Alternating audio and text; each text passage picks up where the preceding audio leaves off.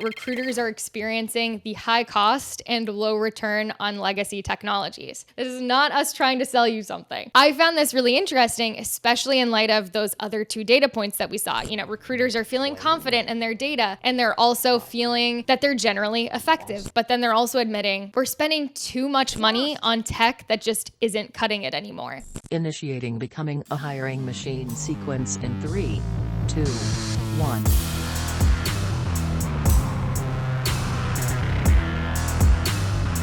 Hey everyone, it's Sam Keenly, and welcome back to Becoming a Hiring Machine. This is the show dedicated to fixing recruitment by going beyond saying what needs to change and instead teaches you how to make that change.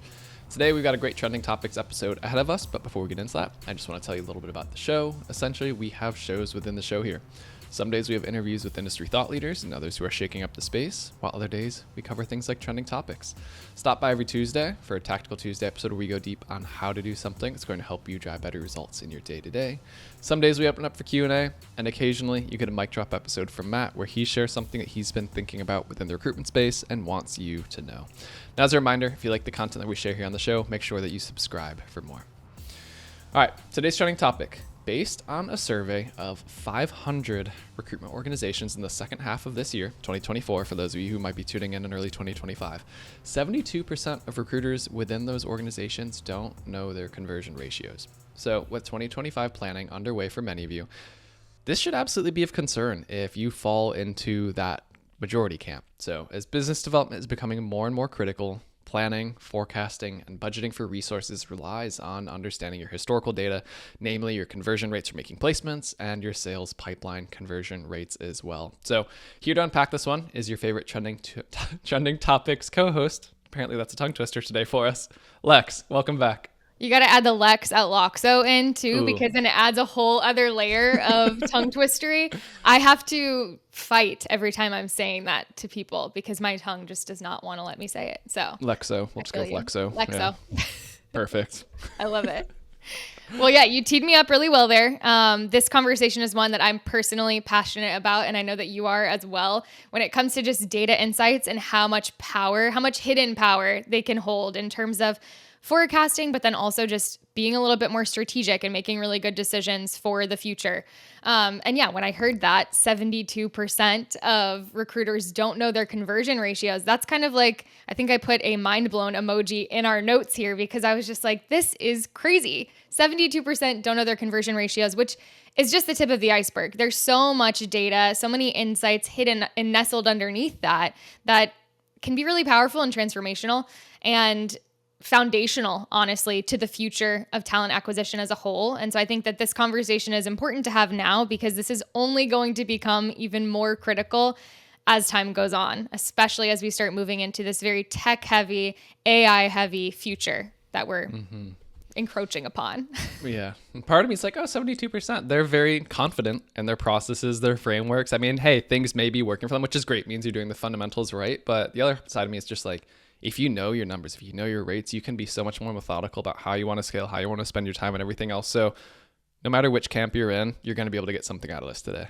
100%. And one thing that you and I chat about a lot is just the fact that, the status quo is shifting. What has worked for people in the past may not necessarily continue working. So it's good to at least have that baseline awareness of what am I doing that's really successful, that's really beneficial, and that I can see is working. What is, maybe just a happy accident that it's working, and what is an area where I'm just kind of like, I have no idea what I'm doing, or actually, I'm surprised to find out that this isn't working as well as I thought that it would. So having that awareness, even if you are feeling confident and comfortable right now, is a tool that you can have in your belt for when inevitably things do shift a little bit in one direction or another in the future. So that is just me. I'll step off of my soapbox now, but I do think it's important. What's working now, I'm happy for you. I feel like that's great and that's exciting, but it might not always work. And so it's good to have an understanding of why is it working and how can I continue to kind of push that as we move forward. So soapbox, I'm stepping off now. Perfect. All right. Scene is set. Okay. So as we dive into this, one of the things that we're going to reference quite a bit is recruiter.com's Future of Talent Acquisition and Recruitment Report for 2025. They're ahead of the 8 ball here. They're already putting out a 2025 report. But this report It's 930 respondents, all of which are HR or recruiting professionals in North American companies with at least 200 employees. And all of the respondents have control over their talent acquisition budgets. And they're across late stage startups, multinationals, anything up to 250,000 employees. So we've got quite a big range represented, which I think is good for this conversation because it kind of shows this isn't just one small subset of recruiters. We're talking to people across the board, and there's some really interesting data points that we'll start to get into here.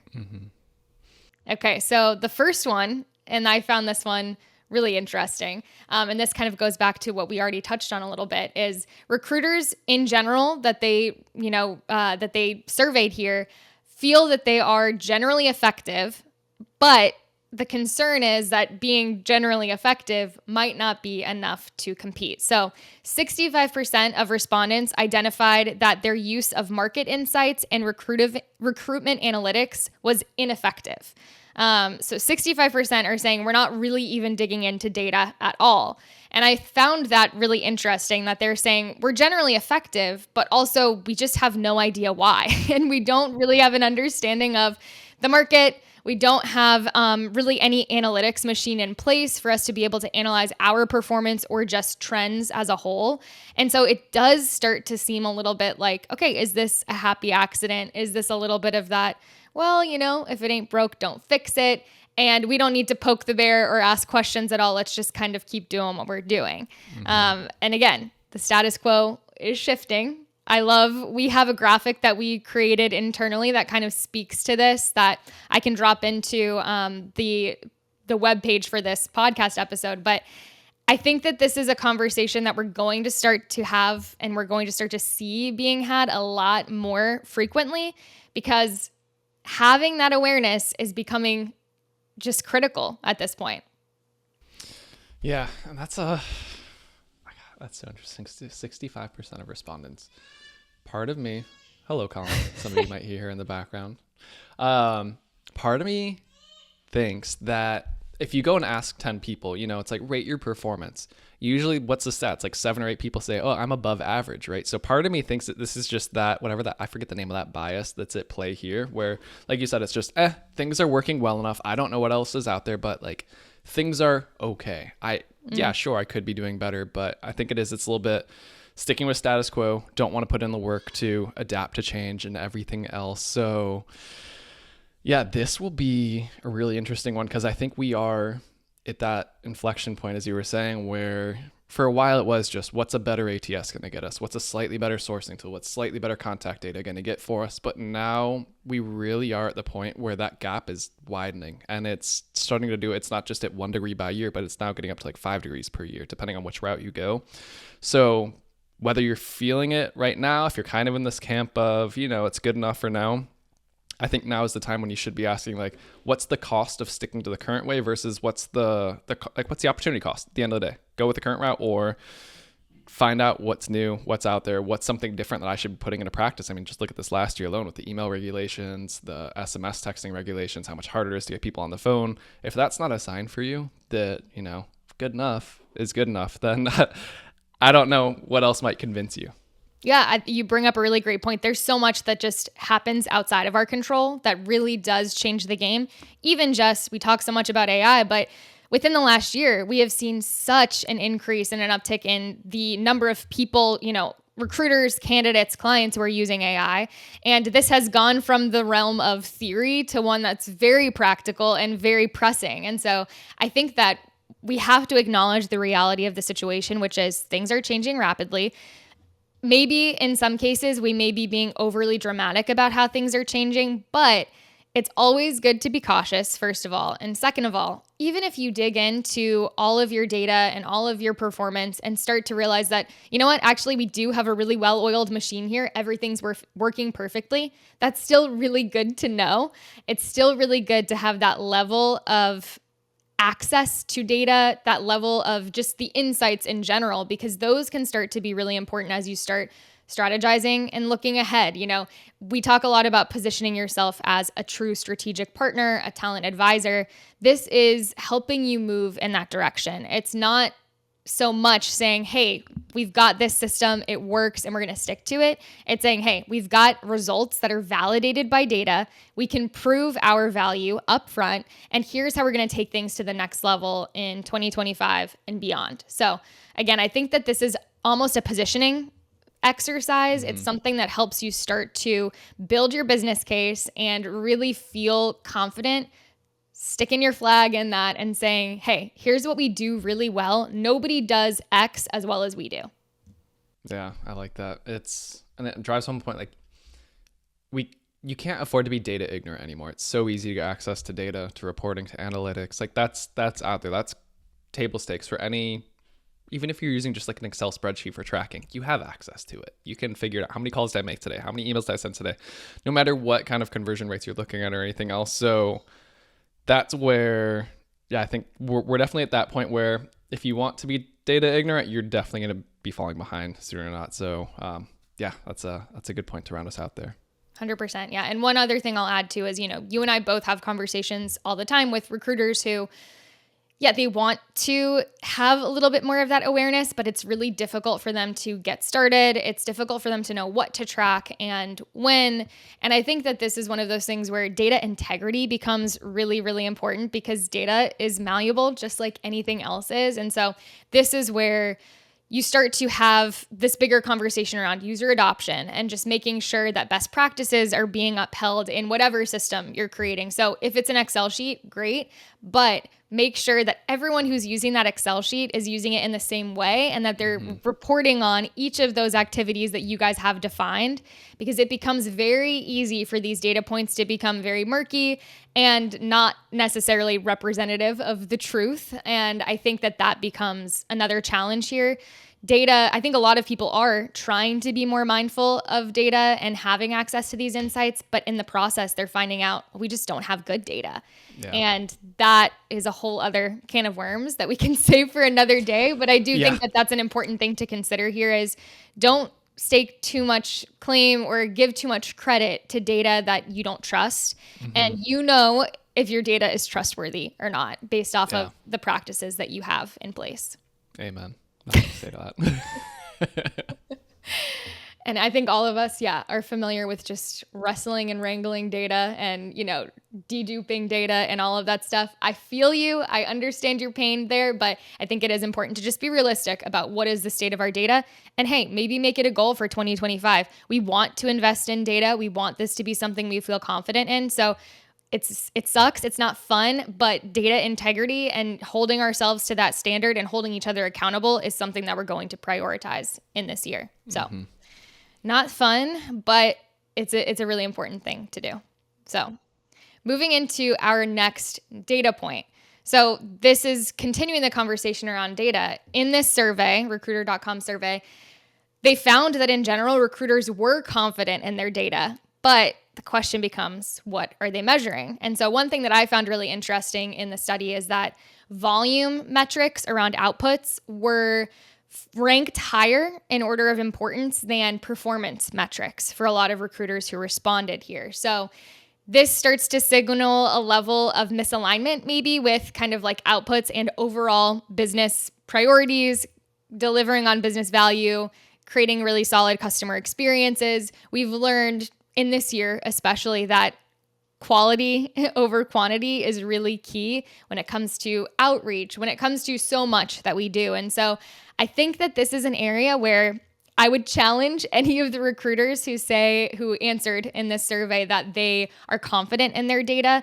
Are you measuring the right thing? Yes, you have a good grasp on your outputs and you are maximizing them, but is that really the right approach? So that I think starts to become a little bit of the question for me. And in this, we saw that 53% of these recruiters were using very manual methods like spreadsheets as their primary tool for tracking and analyzing data. And like we just said, sometimes those spreadsheets are not very reliable because they're very, very easy to manipulate, not with ill intent, but it's just a fact. As I'm struggling to find the mute button on here. Leaving that for a dramatic pause with you there. I like it. No, it's This is one I see it in marketing. I see it in sales all the time. Yeah. Volume versus performance metrics. And this is a remnant of what was called the predictable revenue model, where it's basically all you focus on is the very top of the funnel. What can we do more of? Can we spend more money? Can we make more calls? Can we send more emails? Can we do more visits? Anything and everything there.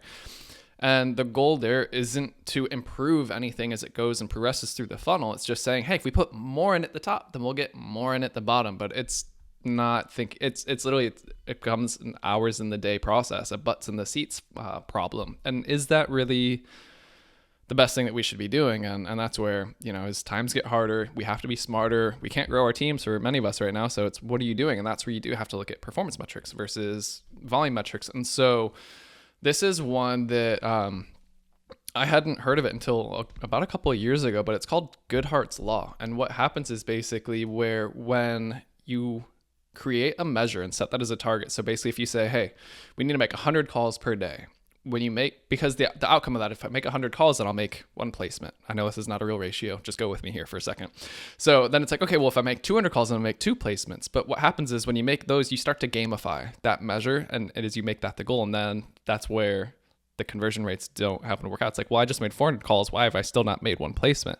It's because of this. You start to cheat the system. We're humans, we're creative. We always want to find a way to hit our goals, even though sometimes it means, well, I'll make a fake dial. I'll call a candidate that I know is not quite a fit so I can make a dial.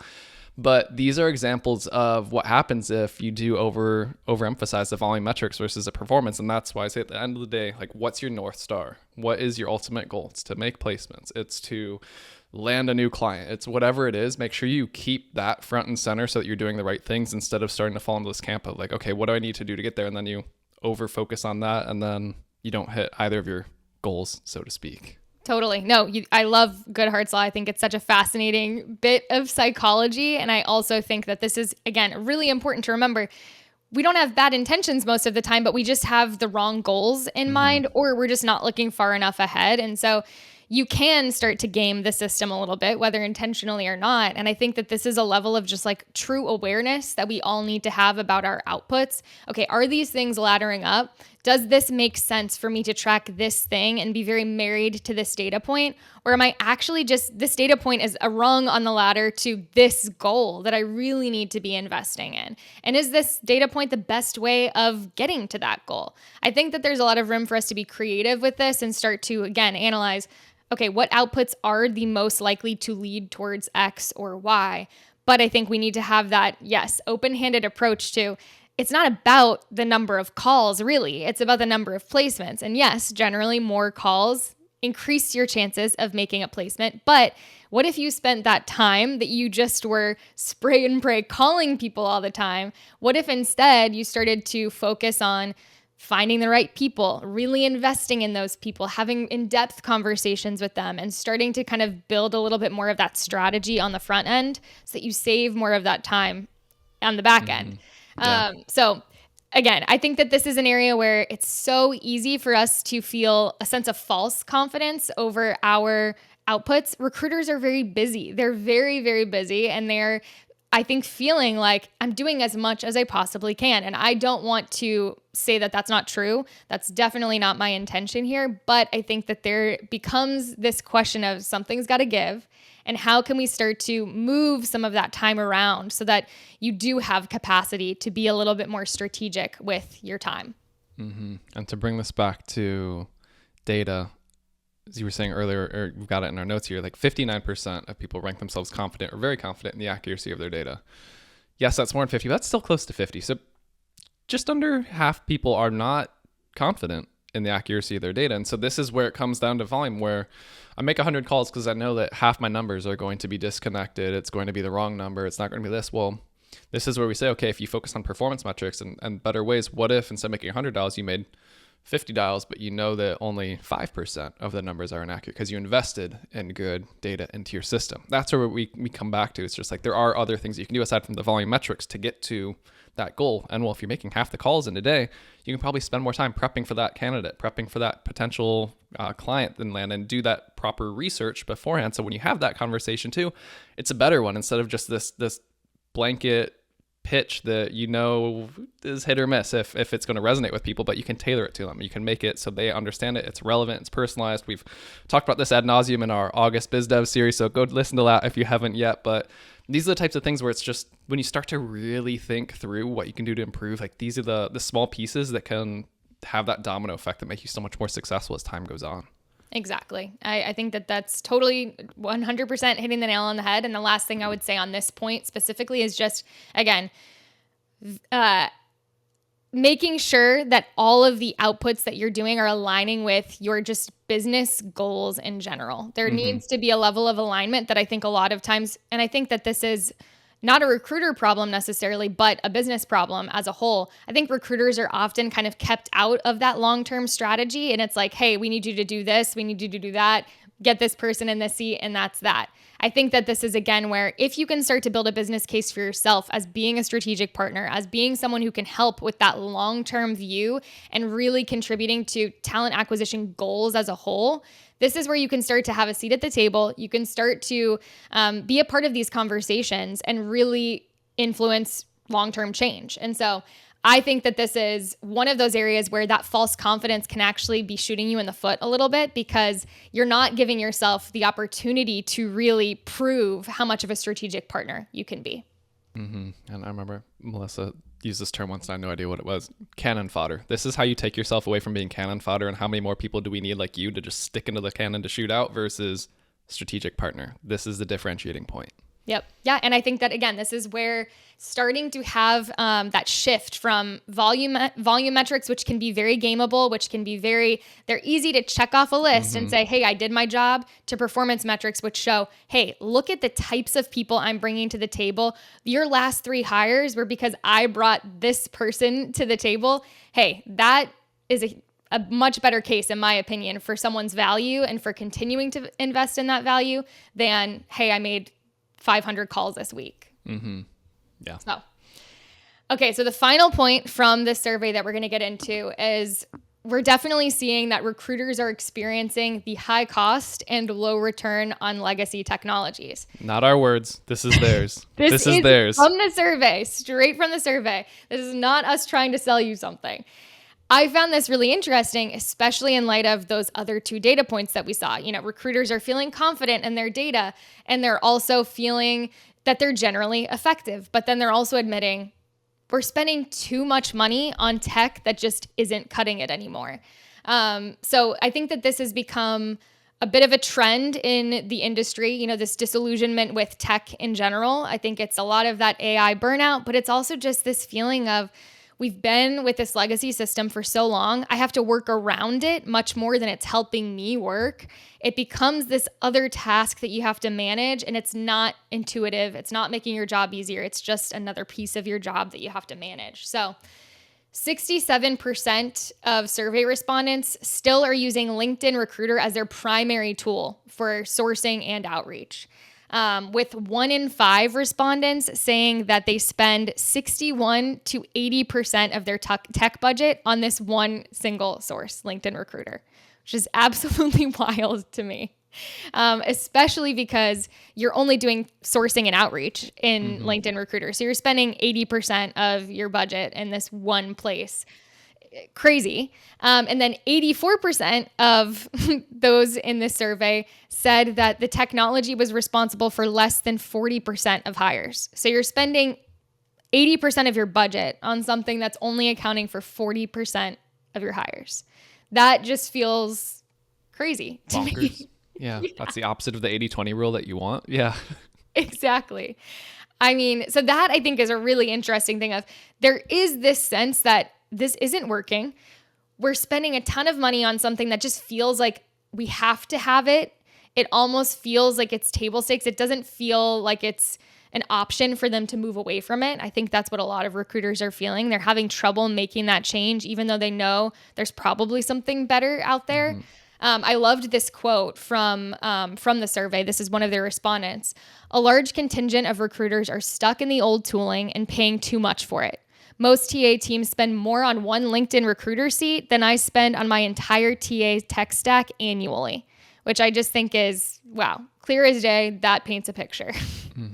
And this isn't, we're not here to bash on LinkedIn Recruiter. Like, absolutely use it. We're not, it's effective for its thing, but it's to that concept of don't put too many eggs in one basket. Make sure that you're using other things, because especially if you're serving niches that aren't necessarily all on LinkedIn. So healthcare recruiters, we talk about all the time, like, what is it? 3 out of 10 healthcare providers are on LinkedIn, 70% aren't. So I'm sure that most people, if you're in healthcare, you recognize this, you've learned this, but it's just to show how expensive it is, and thinking about the balance of where you're allocating your resources, where you're seeing success from. So like, if I had a member of my team come and say, hey, by the way, we are, 84% of customers report the technology was responsible for less than 40% of hire.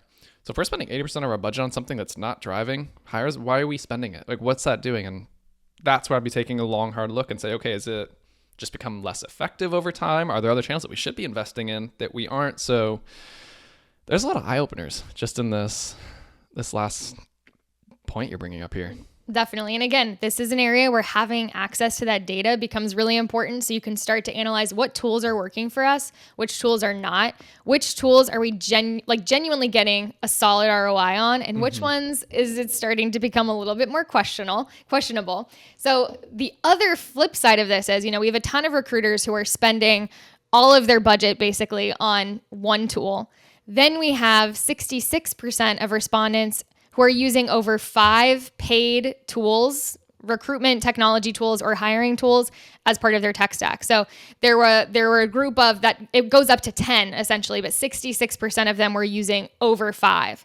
And so I think we have this double-sided issue of a lot of recruiters are relying too much on one tool, and then there's a lot of recruiters who kind of are spread too thin across 5 separate tools that they're paying a lot of money for, but they're not really getting the results that they want out of them. And so there's this question of, okay, what is the right number of tools, and what is the right usage of each of these tools, and how do you start to really understand that? Data, again, becomes your friend here. You can start to look at how all of these things are functioning, but as you start to spread that across multiple tools, it becomes very difficult for you to see, okay, where does my success with one tool end and the other begin?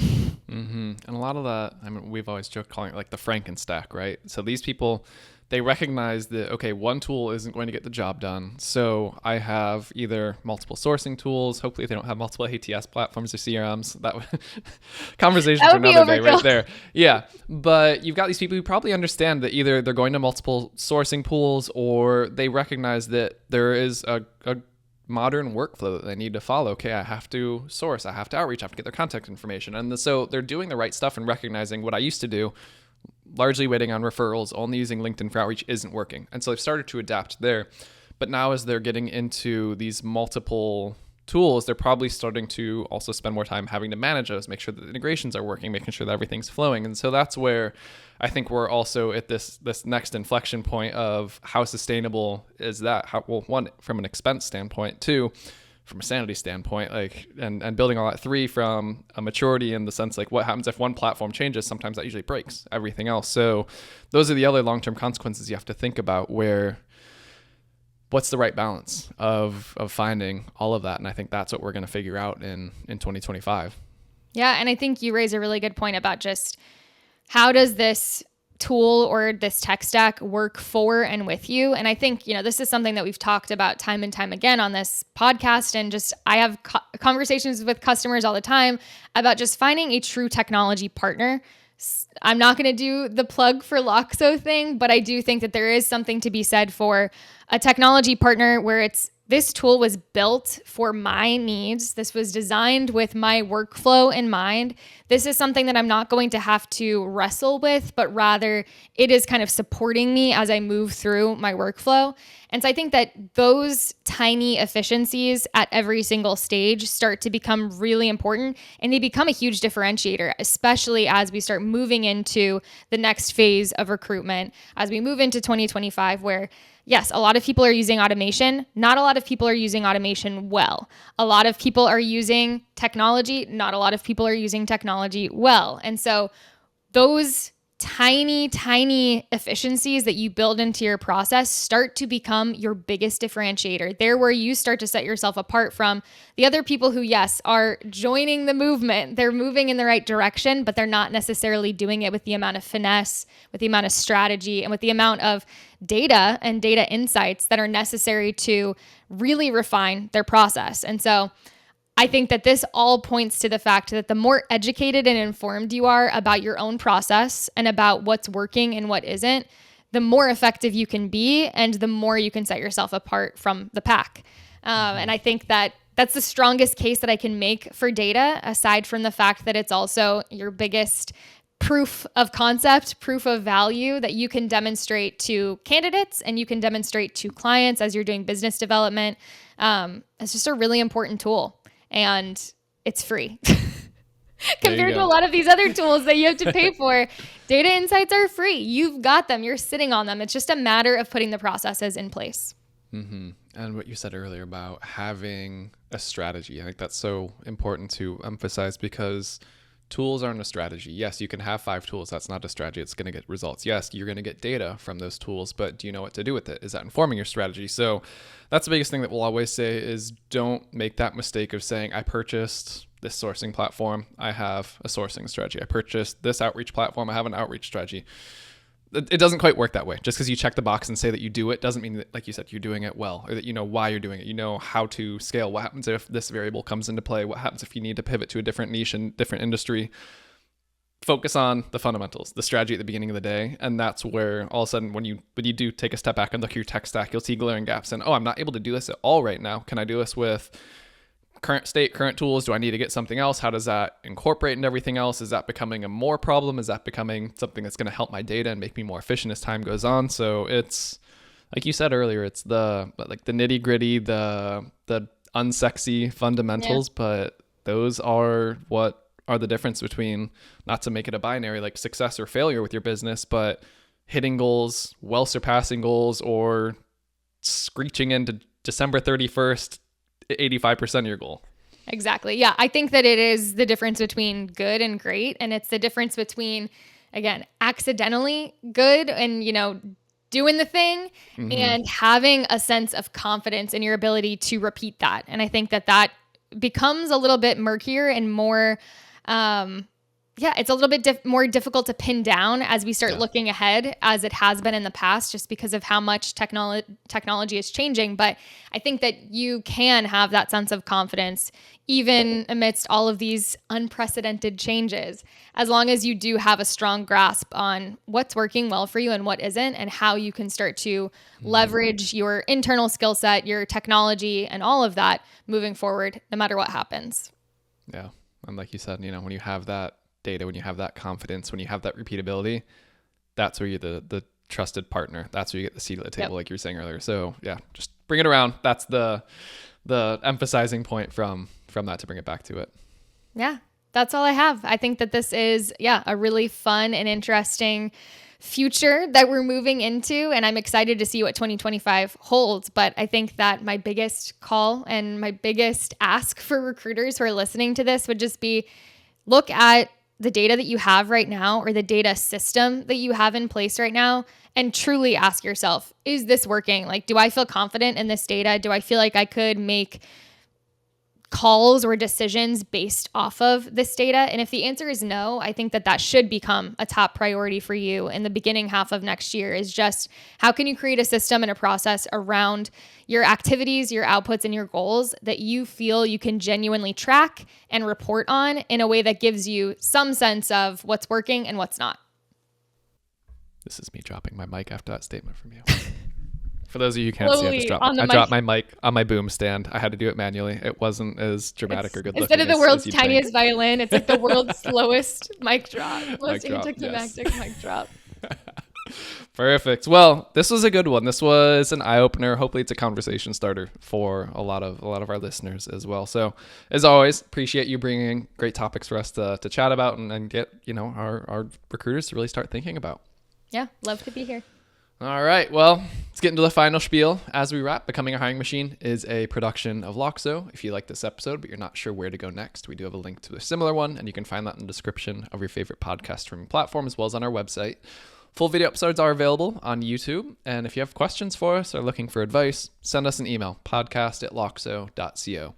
And lastly, if you did enjoy this episode, please make sure that you leave us a quick rating in your podcast streaming platform. It only takes you 3 seconds, but it's going to help other recruiters like you to find us. So, all right, everyone. That was another great Trending Topics episode with Lex. Until next time, bye, y'all.